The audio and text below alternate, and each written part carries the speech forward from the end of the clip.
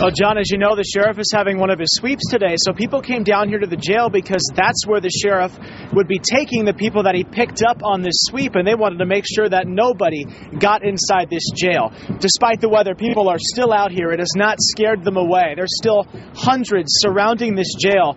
These protesters had the street shut down for a few hours today, but after a while, the sheriff's office made it very clear who was in charge.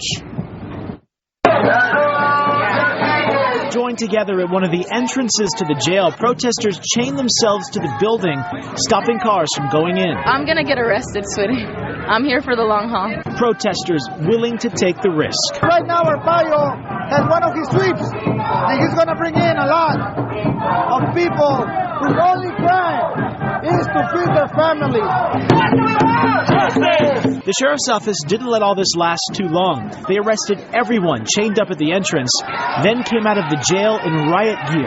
People who continued to taunt the deputies were quickly hauled away. The sheriff says what you're doing right now is a threat to public safety. What he is doing right now is a threat to public safety. That's what I have to do. That's what we have to say. What he is doing in his jails, what he's doing in Tent City is a threat to everybody's safety and human rights. We will not comply. This morning, protesters also ran onto the street in front of the Wells Fargo building, the sheriff's headquarters.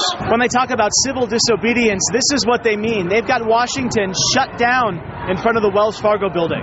People who refused to obey police were taken away. One by one, Phoenix PD packed them in vans and took them. Folks are tired. They want to escalate. They want Joe Arpaio to be stopped, and they decided to send a message here right in front of his office. As far as we know, here at the 4th Avenue Jail, 30 people were arrested, including a photographer from the Arizona Republic. Why he was arrested at this point, we don't know. At least 5 people were arrested over in front of the Wells Fargo building, but we haven't got an official number from Phoenix PD just yet. John? Andrew, let me understand this. Is this about Joe Arpaio or about 1070? Because if it's about 1070, these people got a clear victory yesterday. There's no denying that.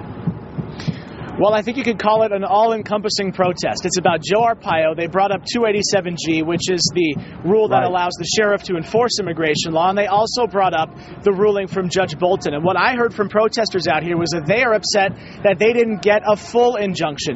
As you know, she only struck down parts of the law. They wanted the whole thing thrown out.